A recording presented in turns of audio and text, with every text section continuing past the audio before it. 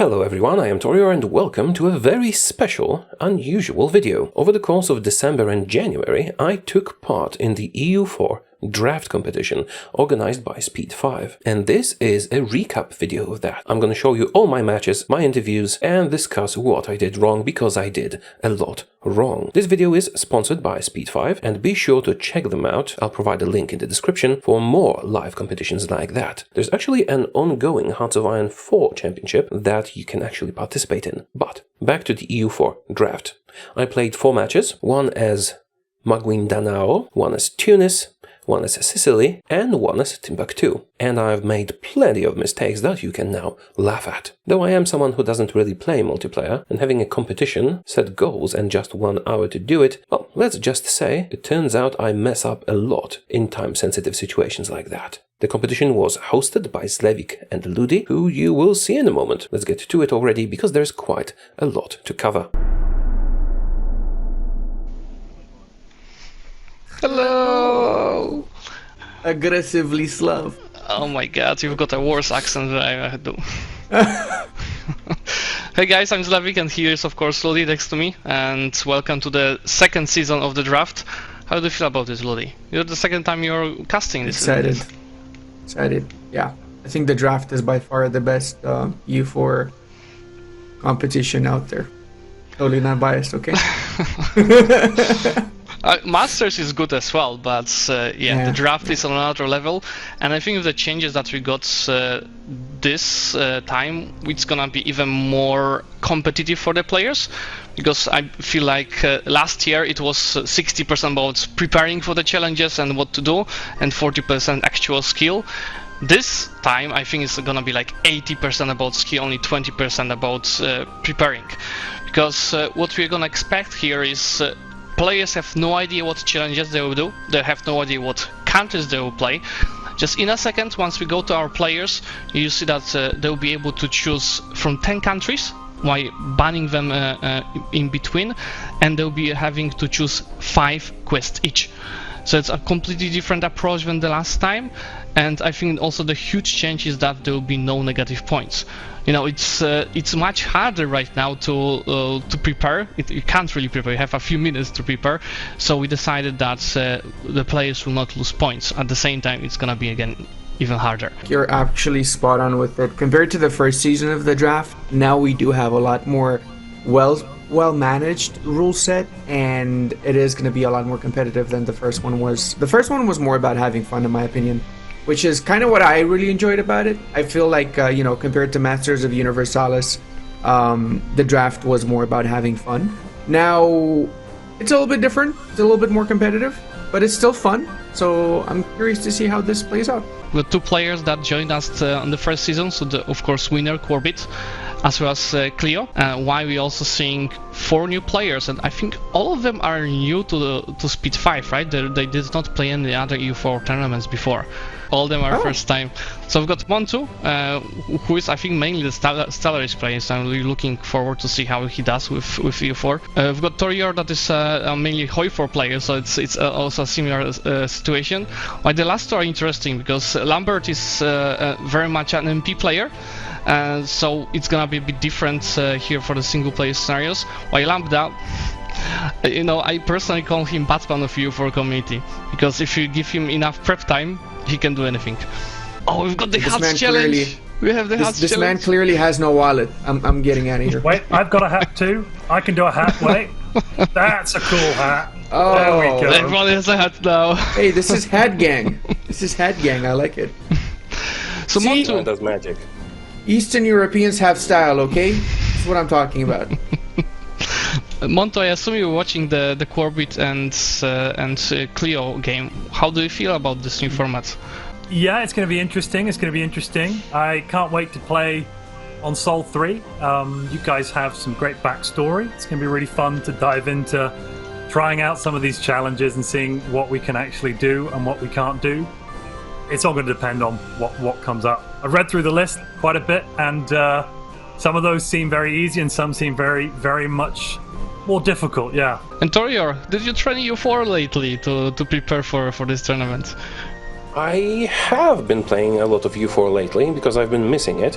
However, my favorite way to play is to just do Poland all the time, so I'm not that confident.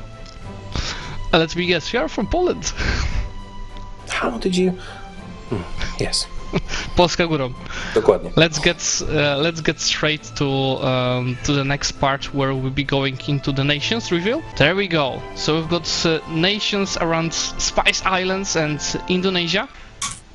All right. So Montu is starting the bans. What would be your first ban? I think I'm gonna ban Bali. I pretty much never play in this region, so I'm not sure what I should ban. You can ban a cool flag. Is it sad that I know even the development that they have? I know, let's do Jambi. Pahang. I'm currently figuring out where they are. I almost never play here, just a moment. What the hell do we have left? I don't know, Bone, because it's called Bone. It's actually just next to Spy Islands. Yeah. Montu, what nation would like to play? I think I'd like to take turn 8 because I actually know where that one is. So I'll go with the nation I understand the location of. Should make it easier in game to find. Excellent choice. Go for the cool flag. Look for the cool flag. That's a good choice. Almost done. All right. I guess I'll take the one with the coolest name, number 10, Maguindanao. Yeah, I guess that's the name. Muga something. So here are the quests. You know the rules since Montu won the coin toss. Taureor can start with the challenges, and there's a big ask from the production. Please don't take more than 10 seconds per the challenge pick, so we don't spend here eternity. Taureor, what's your first choice? Let's take Ryukyu 7 because it's cool. Oh, Move your capital to Ryukyu. Thanks. Montu? have 5 merchants. So that's challenge number 10. Have 5 menchants. Thank you. Number 4, 3 allies. 3 allies with 100 trust. 100 trust is not that easy. Montu, what was your Take second number 1. pick? Convert religion. How about the national disaster, number 2? National disaster, fire and end it. I'll Montu? take number 8. Culture conversion. Let's go full imperialism in this region of the world. You know it very well from Stellaris, I assume. Yeah. Taureor? This is going to be very difficult to pull off, isn't it? Oh, whatever. I'll go for broke. Give me number 9. I just want to check how big the Indian subcontinent is briefly. So just to confirm, that includes Bengal, Deccan, Coromandel, and Western India. That's that coastline there, is it? Let me see. It's a region, yes. That will be this one. It might be just one or two provinces difference, but you have this map out in game. 20-something provinces. Okay. I guess I'll take the highest trade power then. So we've got challenge number 5. Taureor? I'll take number 3 then. Oh, it's a hard Thank you. choice, but I think I'll take 6. Now we have the challenge from Steel Series revealed. Maybe it will be easier than conquering whole of Japan or the coastline of the Indian subcontinent. Vassalize Karakuyu. Really? No, wait a second. It should be different. It should be different, right? Yeah, we'll be revealed. Yeah. Be the leading producer in both spices and incense. So that is pretty doable. And as a reminder, both of you can get it, and it's 2 points for getting that challenge done. So you might strategize here, like I can't do this challenge, but I'll focus on the spices and incense. Spicy. All right, guys. Good luck. Starting in the Philippines really threw me for a loop. I never play in that area. Actually, to be honest, I mostly play Europe with a special focus on Poland and sometimes China and Japan. So I missed quite a lot of opportunities I had here. Being unfamiliar with playing in the area, I decided to just aggressively expand, get some territory, and then go after Ryukyu, which was one of the objectives. Now, I was hoping to actually become a tributary of Ming, so I could declare war on their other tributaries, like Ryukyu, without trouble. Unfortunately, that didn't really work out too well. Hey, Taureor, hello there. hey, I kinda messed up, and now I'm in a bit of a pickle. I'm considering a restart, but I might still pull this off, we'll see. Yeah, I mean, it's 20 minutes in, so it might be hard to restart. We actually came here to ask, like, how it's going and what's the plan for the next couple of years. The plan was to consolidate my power base over here and get some more development and a better economy. Now I'm building some galleys, but so I want to get on the islands. And once I have the islands, the plan was to maybe become a tributary of Ming and get Ryukyu, and then try and move to Japan from there. But I am in encountering some trouble. And are you already going into the alliances mission? Did you allies multiple nations? Not yet. I wanted to get the territory here first. Last question. How do you plan to control over Japan?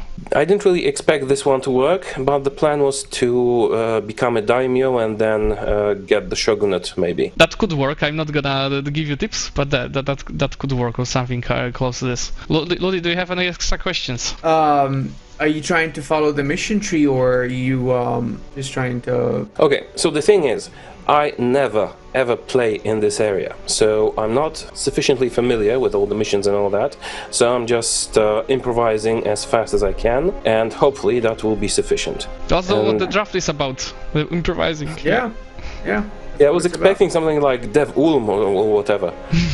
Okay, best of luck, Taureor. We might call you later to check how it's happening. In the meantime, good luck. Yeah, I'll probably have the least points today, but we'll see. Okay, I turned him off. So there's a really good question in the chat, Lily. More like a point that we should specify what own and control means. The players know that. It's in their guidelines that they received. And for you guys, to be exact, own means that you have that, like you're Ternat and you have that in your hands. It's your nation that is owning that province. While control is either you or your subject that is not a tributary. That's just a simple difference between these two. My perspective for a second here. So here's one thing I don't understand. I'm guessing it's simply because Taureor is not familiar with the mission tree for this area, right? So you can actually get all of these uncolonized provinces for free. You just need to have 2 regiments in each of the provinces. That's it. For example, this one here, you have 2 regiments in these 3 provinces each, so 6 regiments, and you get corps, and the province is ceded instantly. Nice. Can you show that mission? It doubles your economy essentially. Yeah, the requirements. And the requirements. He has the requirements. He just has to have 2 regiments in each of the provinces. That's it seems that you have to wipe out the natives. Yeah. So just some investment of mill points for free development. Yeah. And you can do the same for the whole of the Philippines. It's so easy to blob out, and it maxes out your economy. After some of the initial conquests, I decided to just bite the bullet and attacked. Turns out piecing out Ming was much more difficult than I anticipated. I didn't really think I would have much luck completing many of the objectives, and Ryukyu seemed like the most doable one. I could also do the trustworthy allies thing, probably. Ming, of course, crushed me utterly, but I did manage to land my troops in Ryukyu and siege their capital. So it just became a waiting game to see if I will be forced to peace out before I can get what I want. Fortunately, Ming was finally satisfied and decided to let me peace out. Of course, my country was left in ruins, however, that was not entirely unwelcome. The rebels helped siege provinces back from Ryukyu, and getting into a disaster and getting out of it was actually one of the objectives. So ultimately, I did manage to annex Ryukyu and start coring it, really hoping that it will not revolt against me. But ultimately, I managed to move my capital there in time and also get out of the disaster. Well, get out of the disaster is maybe not the best term, because the disaster actually ended when the rebels broke my country, but it ended, so it counts, which gave me 2 points in this round. It could be a very low result if you take into account the fact that I could theoretically get 7, but taking into account the difficulties I've had and the unfamiliar setup, I was actually pretty happy with the 2 points I managed to snag. Taureor, hey, what's happened with Ming? I kinda messed up. I didn't think they would actually travel to my territory, but I managed to push out 2 objectives, which is something, and Ming actually helped me get the national disaster I needed for one of the objectives. I got 0, a big fat 0. He was that close to 1. He was that close to 1. Yeah, I was about, what, 20 months away from... And actually, Monty, you would be very close to the spice exchange as well if you just took everything in this last war. I would be very close. Would I? At that point, I was just focusing on the religious unity. I was just looking for my 1 point. Yeah. Maybe next time I'll do better. I didn't really have a good plan. It was mostly improvisation. I thought I would make myself a tributary so I could attack Ryukyu without a problem, but Ming didn't want to accept me. I haven't played in that part of the world for a long time, so yeah, I probably should have expected that. And the plan forward was to maybe get a foothold in Japan, become a daimyo, and then take over the shogunate, but that was apparently way too ambitious. I'm happy with my 2 points. Yeah, 2 points is good. I'm actually happy with my 0, to be honest. I think that was, all things considered, I probably should have restarted, you said, Ludi, but yeah, it's still, I was close enough. Good, though. I'm still happy with that. You both got good. the first experience because Corbett and Cleo already did it last season. That's why it was easier for them. But hopefully now with the new experience, you'll do even better next week. So see you over there. Taureor, do you plan to increase your amount of the points today? Yes, at least by 2. 4 total? Yeah, or that would put you on par with Cleo. Yeah, that would be really good. Having that in mind, let's see the nations. As said, these are pretty big ones and pretty strong ones with a lot of potential. Ludi, shall we get to the coin flip to decide who's gonna ban first? Yes, sir. So just a reminder, now both of the players will ban 2 nations each. So the first ban goes to Taureor. Who would like to ban?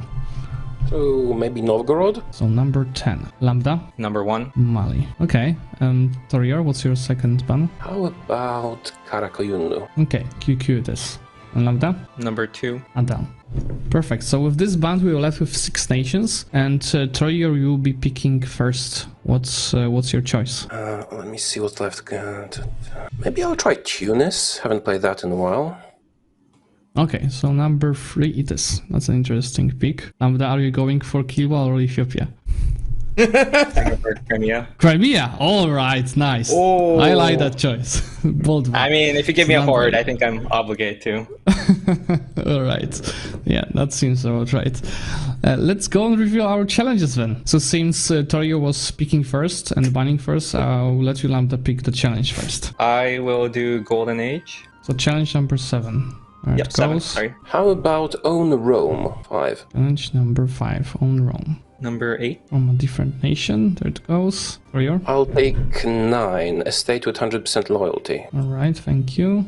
Lambda. Number 4. That's a good one for Crimea for sure. Taureor. Maybe 100 spy network in 2 rivals. Challenge number 2. There it goes. Lambda. Number 10. All right, so flip Orthodox. Optic. Taureor. Wait, let me check what is left. Hard ones for your picks. Yeah, maybe I'll try Or the gold mines. So Lambda, are you gonna conquer Madagascar or try vassalizing Byzantium? Number 1. Unfortunately, Okay, so horses the can't last- swim, so. Last one goes to Taureor, so the Madagascar. And we've got one more challenge. A reminder, all of these challenges are 1 point each. And we've got a Steel Siege challenge that is worth 2 points. And I think it's gonna be hard, but realistic, because it's gonna be revealed in a second that it is F20 forts. 20. So just a bit of an investment at the end of the game. Alright, perfect guys. I will let you start the games and set up for everything, and I wish you good luck. I was much more confident in the second round when I saw Rome in one of the objectives. I am much more familiar with playing in Europe, so I tried to get objectives which I could easily complete. Estate loyalty, spy network strength, and owning Rome. The extra challenge to have 20 forts was also quite doable, so I expected to get maybe 5 points if all went well. I chose to play as Tunis, a strong regional power with a lot of reach. I started working on an alliance with the Ottomans to make sure they protect me from any unwanted attention, and decided to do some small conquests in the area. I needed the economic base and I needed the provinces to put my forts in. Unfortunately, I did make a couple of mistakes. First off, I have mistakenly declared my war on Tlemcen with the wrong casus belli. I used humiliate rather than conquest, even though I had the conquest option, which sadly meant I couldn't take stuff. It was a small setback, but still a setback. Taureor, can you hear us? Yes, I declared with the wrong casus belli. Unfortunately. Oh, no. Yeah, I did. I even made the claim, but I did humiliate rivals, so I'm just considering either taking money or humiliating them. I think I'll just take money. Seems like your your diplomat was discovered over in the Italian lands. Ah, damn it. Yeah, I should have done it with 3 rivals simultaneously. Look, So I Taureor, mean- that might be good news for you that you declared the wrong CB, because now you have a higher chance of getting 200 spy network on Tlemcen without losing them as a rival. Because if you took provinces, they wouldn't be a rival anymore. Well, maybe, yeah. So why it was a misplay, it was a good one. Good misplay. Yeah. Happy little misplay. Okay, I'll just humiliate and take some money. But I did get... How are you planning to get Madagascar? I am not. Yeah, the plan for this war was to vassalize the 3 small nations south of me and to have enough territory for the forts. and I'm also working on alliances to kill the Pope with, so I already allied the Ottomans. But yeah, had a bit of a misplay. But I did break their alliances with Tlemcen, so I will just take them individually. My guess is that you're going for 3 points plus the Steel Series challenge. Am I correct? So you're probably skipping the Madagascar and Goldmine challenges. Yes, but I don't think I can get all of them, but that would be ideal. Best of luck. Yeah, that is actually interesting. I was expecting him to go for the gold mines, since you can easily snake around there. I mean, I guess it's a little bit of a hassle, so... Yeah, I mean, you might spend too much money and resources to get to this gold mines. Yeah. The money resources I could spend to get to 2 points for 20 forts. And he's starting to get the spy network with the Naples, his third rival, so he should be able to get it. Yeah. Ultimately, I decided to declare a no-CB war on the Pope in order to snag Rome. I was significantly stronger, so it was not that big a deal, and I hoped that if I only took Rome, there wouldn't be a coalition. Well, hope is a fickle thing. At this point, I was feeling pretty confident, because I had completed 3 objectives already: spy networks, Rome, and an estate with 100% loyalty, which are all pretty straightforward. Building spy networks and sucking up to your estates is not really that difficult. So I proceeded to build up my 20 forts. I took the loans and all that, and actually started building more just in case. Unfortunately, at the very end, when I was almost done, I made a small mistake that spiraled out of control massively. See, Ottomans called me to war, and without really thinking about it, I declined it to avoid any possible trouble when I was almost done with all my work. There was not much time left at that point, and I did not stop to think. If I had stopped to think, I would have realized the gravity of my mistake, because Ottomans were the only thing preventing the coalition from attacking me to get Rome back. I suppose I could have also given up Rome. I didn't need it anymore. Regardless, that one mistake meant I was declared on by a huge coalition. Sieges started, but it was all still acceptable. My forts were building, I was almost there. Sadly, I went bankrupt. At this point I was kind of panicking, because I could have prevented this, or at least delayed it. But I did go bankrupt, and what does that do? That stops your ongoing constructions. So my forts were just cancelled. So, if I delayed my bankruptcy even with the war, I would have been fine. There were a few ways I could have done that. If I had accepted the Ottoman call to arms, the coalition wouldn't have attacked, and I would have been fine. Oh well, one small, quick decision made without thinking, and the entire plan unraveled. So I never got my forts. Instead of 5 points, I got 3. Still a decent result in my opinion, but it was quite disappointing because I was almost there with the forts. Did I have 20 forts? I believe you had 19. You're about to get the 20th. 16. Yeah, I have 19. I must have miscounted. That some scale war would be 20. That's why I'm saying you're about to get so many done there. But Taureor, on your case, when I saw that you picked Tunis, I was like, oh no, that's one of the hardest nations actually on the board. But that was a good pick for your challenges, because you were close to Rome. You were very close to get the forts through amount of the subjects that you can release. Did you all plan everything that it's gonna be like 3 easy points, almost 5? I didn't know what the challenges would be, but I thought Tunis is pretty versatile, and I could go into Europa, I could go into the New World if it was something like that, or I could go after stuff in Ethiopia or around there. I would have had 5 points if I didn't do one mistake, because I was building all the forts, and total would be 22 actually, just in case. However, at almost the last minute, the Ottomans went to war with the Mamluks, and I thought, no, I don't need that, they're gonna mess up my forts, and I stupidly declined, which broke my alliance with the Ottomans, which was protecting me from a coalition. Coalition declared war, I went bankrupt, my forts cancelled. Almost 5 points, sadly only 3.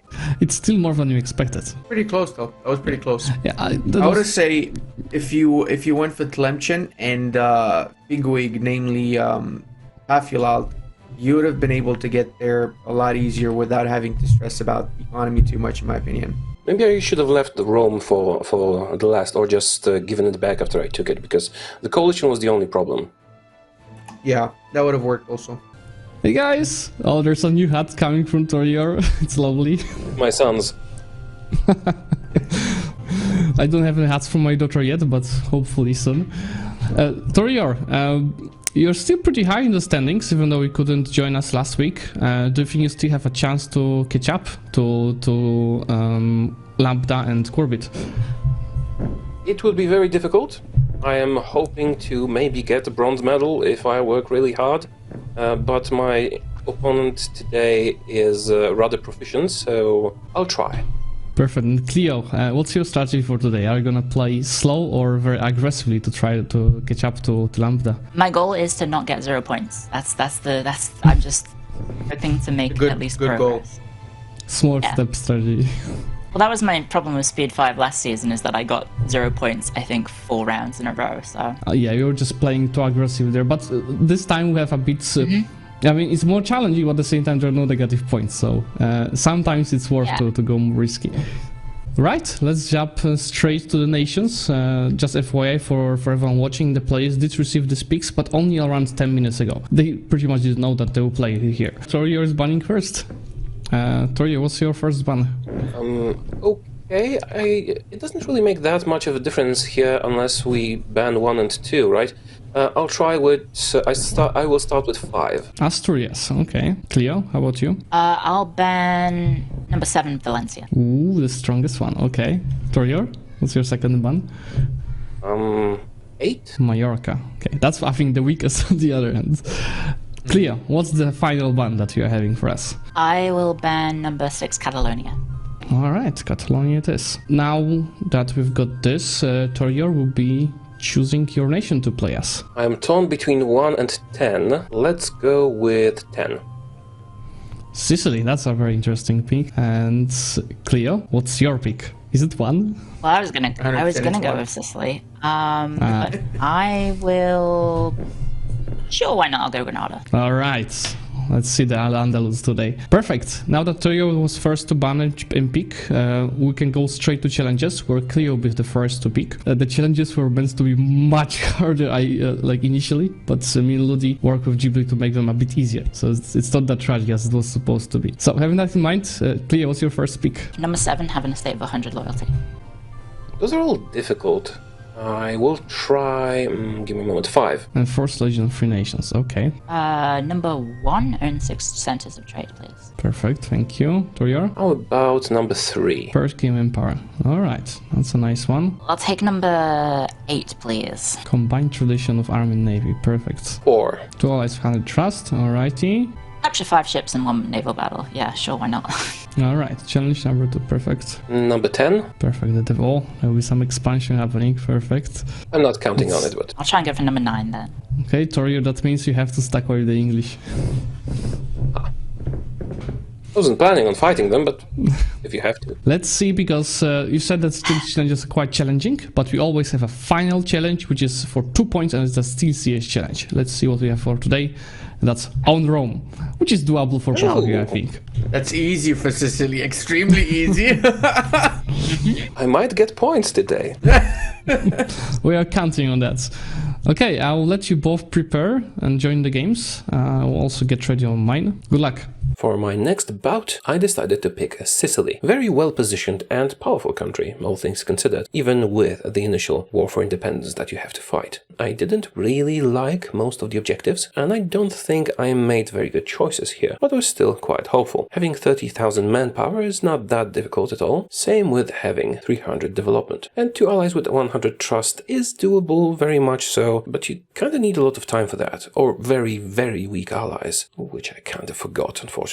Still, the extra objective of owning Rome was a very nice surprise for me, because it was almost trivial for Sicily to get Rome, or at least so I thought. I decided to delay my war for independence until I can get a lot of allies on my side. I was hoping to continue those alliances after the independence war to secure myself for the future. So I snagged support for independence from the Ottomans, the English, and the Castilians, which I admit was overkill, but in my opinion worth it. I do prefer to err on the side of caution. As expected, the war for independence was pretty simple, with the help from all these allies and all that. And I ended up with quite a lot of territory and development after the war. It was part of gearing for the 300 development objective. My next course of action was consolidating my power and getting Rome. I didn't want to attack the Pope without proper support. Well, he did have allies. How is Sicily going? Sicily in itself is doing very well, however, I have not managed to get any points yet. Oh! Yet. So what is the plan? Well, I thought I'd go for Rome first, but none of my allies want to fight them at the moment. I want to attack Lucca because they're only allied with the Pope and I would be only fighting the Pope, but nobody wants to join that war. But you'd be taking a province that's double the cost then, because they're not going to be co-belligerated. So you would have a coalition of all of Italy against you. Yeah, I might just go straight for the Pope then, because I think I can convince the Ottomans to help me, because I managed to get support for independence from still England and the Ottomans. So just to specify, own equals own the province directly, so you don't have to core it. Like control, it's either you or your subject. How about the two allies with 100 trust? Which allies are we going to be going for? England and the Ottomans, but I don't think I'll have enough time to get them there. I'm working on it. Why are you going for the hardest ones? Why not get one province minor? Stop giving tips. Yeah, you are correct. I was just focusing on... Yeah, that's actually a very good point. The better question is, Taureor, what else except Rome do you think you have a chance of getting? Having in mind that there's just 22 minutes left. I was hoping to get the manpower, if I can core enough stuff and get... I'm at 17,000, if I can manage to get quantity ideas, but I don't think I'll be able to do that in time. Okay. I was planning to attack small Muslim nations and convert the religion, but, well, I don't know how that's gonna go. I'm mostly focusing on managing to get Rome to get at least these 2 points, because that's something. Yeah, of course. Right, we'll be watching you doing that, and good luck. I could have attacked an ally of the Pope, even planned to do so, and just snag Rome without having the Papal State co-belligerent, but as it was pointed out to me, that would have increased my aggressive expansion quite a lot. So I decided to attack the Pope directly with the support of the Ottomans, and it actually turned out great. We immediately had the upper hand, and soon Rome and one other province was mine. So at that moment I had my 2 points. Great. The other objectives were not that amazing for me. I decided to aim for 30,000 manpower next. Now I could have probably achieved 30,000 manpower earlier if I was willing to ruin my nation for it by exploiting development. But at this point the game was running pretty smoothly. I decided to do that by stacking up a lot of bonuses. The estate privilege, Sicilian traditions, quantity ideas, and a proper advisor swiftly brought me to 30,000 manpower. With that I had 3 points, which is decent in my opinion. Now, there are 2 more objectives I could have snagged in that time, I think, if I played my cards right. Or if I just got to replay the same scenario again, right? So one was allies with the proper trust. I just should have allied the weakest possible guys I could find from the get-go, and, started building up trust based on relative strength and exchanging favors for trust. And another one was the development. I was actually quite close to the 300 development thing. I was planning to do another war, possibly with Naples, and get some more provinces, and dev up to the 300 mark. It didn't work out, but I was pretty satisfied with my 3 points. Yeah, it was that close for the loyalty mission. So Taureor, after sneaky picky stealing Sicily, you got 3 points, so congratulations. Up to 8 points, I believe, so just 2 points behind Corbett. Do you think you could do anything more than this in this run? Yes, I could have. If I tested this run, I could get 2 more points, I think. One for the alliances, like Ludi suggested. I should have just gone with someone weak. I started doing that later, but I didn't have enough time. And another one, I was actually quite close to the development thing. I had something like 220, and I wanted to do one more war and just steal a bunch of provinces from Naples, and that would knock me over the threshold. But I didn't have much time, and I didn't want to use the manpower that I had for the manpower challenge. Yeah. So if I played this better, I think I would get 2 more. 3 points is still very decent, so congratulations on that. And I'm gonna see you both of you again on Wednesday, because we're gonna have an additional session over there. Thank you, guys. Okay, Taureor, what are your chances? Do you think you still can get in the top 2 with today's challenges? I think my chances are very, very slim. I would have to do amazingly, and, well, some other people would have to do very badly, but I'm hoping to fight for 3rd place today. How about you, Lambert? Do you think you can get into maybe not top 2 but top 3? I'm hoping to get top 3. I guess this is the match for that. So I guess we'll see how we do. So as the viewers see, these are the nations that we will be playing between. They're pretty much all based in Africa, which is gonna make it interesting. Waka waka, I'm gonna ban Cannon Bornu, number 4. How about you, Taureor? Let's ban 10. Yolof. Jenny. I'll do 9, I suppose. Perfect. And what's your pick, Lambert? I'm gonna go in the Congo. I'm gonna play Lunda, number 6. How about you, Taureor? In that case, I'm going with Timbuktu, number 2. This is a It good was choice. my third choice, but things happened. Still I pretty ban your decent. first 2. Let's go. Let's go ahead and reveal the challenges then. And again, a reminder for the viewers, each player will have to choose 5 challenges, and then there'll be also an extra challenge from the Steel series. And as Lambert was picking first, Taureor, you're picking the challenge first. The timer's going now. Number 3. Number 3, and Spinal going to Rivals. Lambert? I'm going to take number 1 again. Max loans, pay them all off. Taureor, what's your second pick? How about number 10? Number 10, and no CB war. Perfect. Number 8, complete 4 missions. 5. Third Cave Empire, alright. Number 2, convert and get religious unity. 9 seems doable, let's do 9. Lambert? I'll take number 7, coalition war. Okay, so what's your final choice, Coalition every Taureor? year, every session so far. I don't even know if there's enough great projects in the area, so I suppose I'll try number 6. So that means that challenge number 4 is going to Lambert. Good luck with it. There's also Steel series challenge. Let's go. Vassalize Mali. The wrong place. It's still doable, don't worry, you can do this. Each challenge for completion is 1 point. There are no negative points for not completing challenges, and the Steel series challenge which we see right now is for 2 points.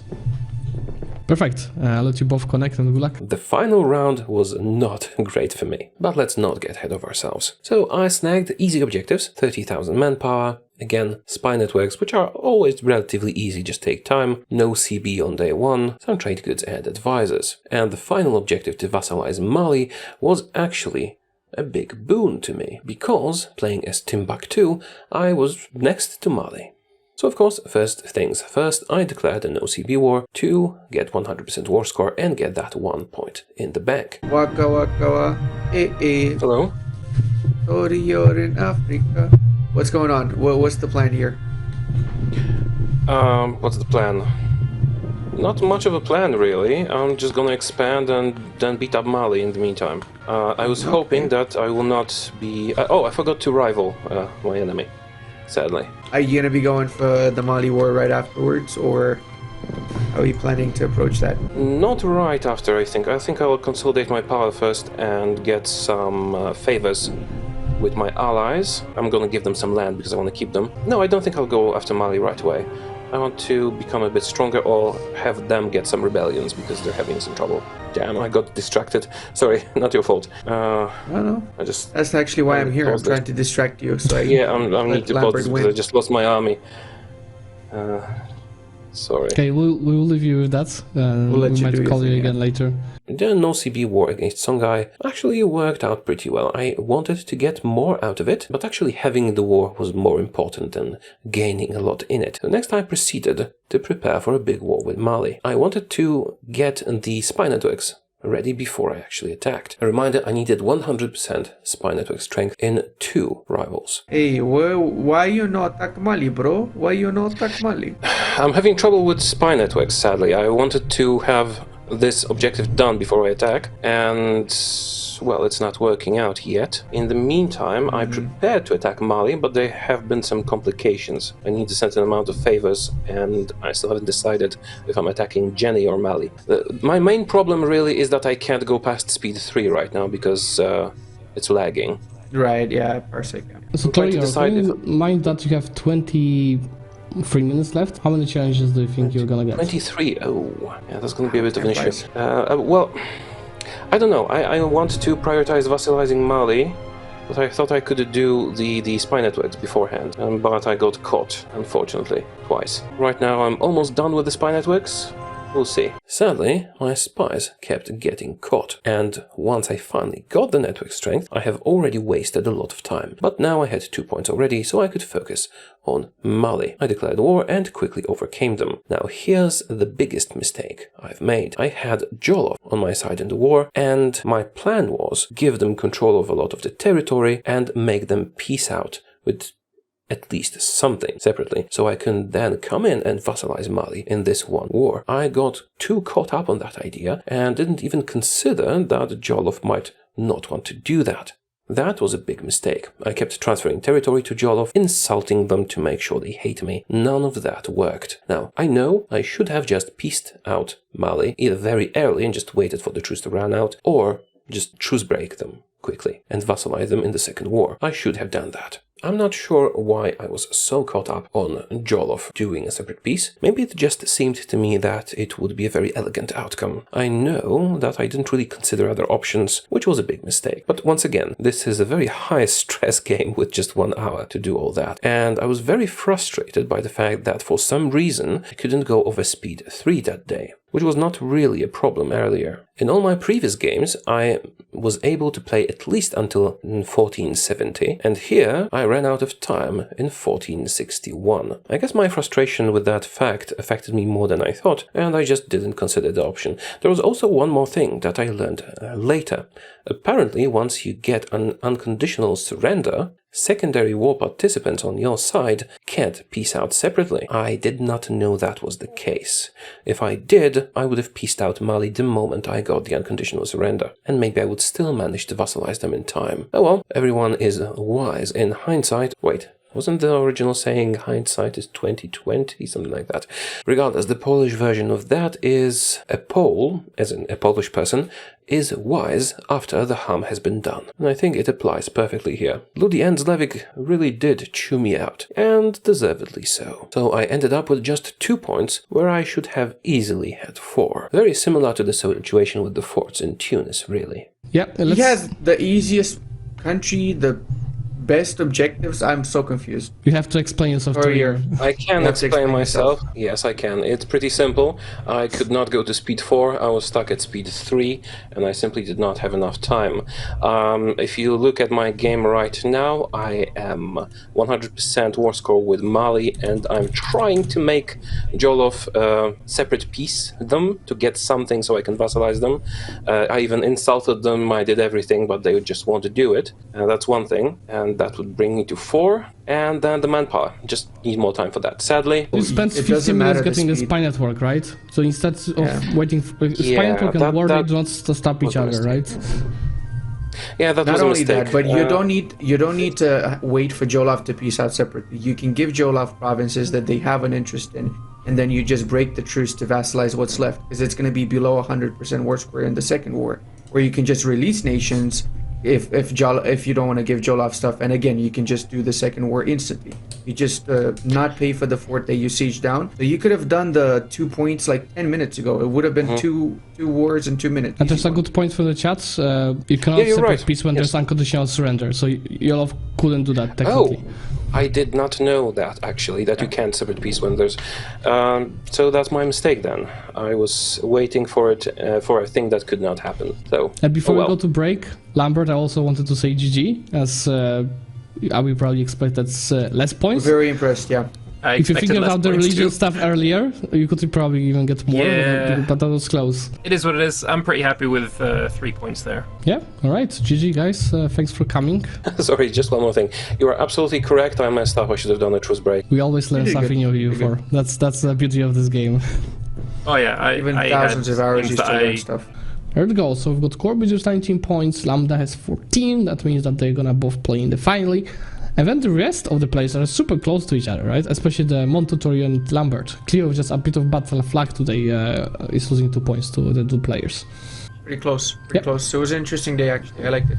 Yep. There were 5 rounds total, and unfortunately I was not able to play in the 3rd round, which probably cost me some points. Now this is the final tally. I got 10 points. Quarbit and Lambda, as the 2 top scorers, went on to play in the final. How that went, well, if you're interested, go and check it out. Now, I don't want to make any claims like, if I hadn't made this or that mistake, I would have been in the final, because we were all in the same situation, and all the other players also had small blunders that resulted in losing points. So if I didn't make my mistakes, and they didn't make their mistakes, the end result would probably be the same. Although I think that if I play in the future, In something like this, I will be much better prepared for the high-speed improvisation that is necessary. Because usually I really like to take it slow and take my time. You might not notice that when you watch my videos, but I often take like coffee breaks to think over a decision and stuff like that. It was not possible here. And that's it for today. I hope you enjoyed seeing me mess everything up frantically. Let me know if you would like to see more EU4 on the channel, or should I just focus on the Second World War? Thank you for watching, and I will see you soon. Goodbye.